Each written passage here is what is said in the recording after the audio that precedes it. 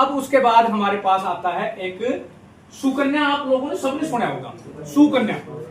देखिए सुकन्या क्या है, सब लोगों को पता है कि सुकन्या का खाता लड़कियों का खुलता है, लेकिन ये कैसे खुलता है, ये कितनी बच्चियों तक खुलता है, इसमें कितना पैसा जमा करते हैं तो कितना पैसा निकलता है, ये कितने साल चलेगा, ये कितने साल चुप रहना है, तो सारी बातें नहीं पता होती। ज्ञान के अभाव में मैंने बता दिया कि कई बार आदमी नुकसान भी उठाता है।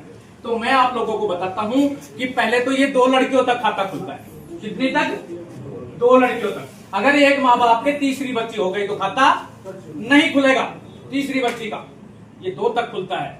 हाँ, 1 या 2 ऐसी कंडीशन है जिसमें दूसरी और तीसरी का भी खुलता है, वो भी मैं आप लोगों को जानकारी के लिए बता देता हूं कि कोई माँ बाप को एक बच्चे के बाद 2 बच्ची जुड़वा हो जाए तो 3 हो गई ना, तीनों का खुल जाएगा। सरकार ने उसको 1 मान करके दोनों का खुल गया और 1 वो हो गया, 3 खुल गए।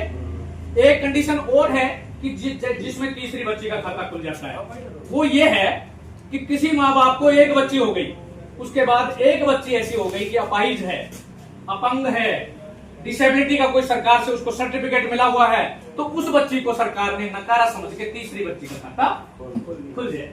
तो हो गई ना ऐसी 2 कंडीशन में जिसमें तीसरी बच्ची का भी खाता खुल जाता है। ये मैंने आप लोगों की जानकारी के लिए बात बताई। अब ये खाता कैसे खुलता है?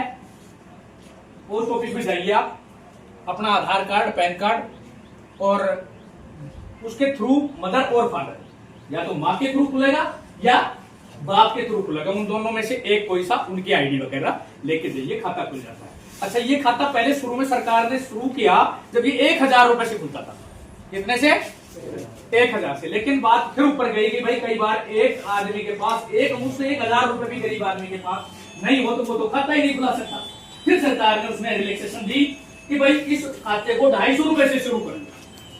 कितने से?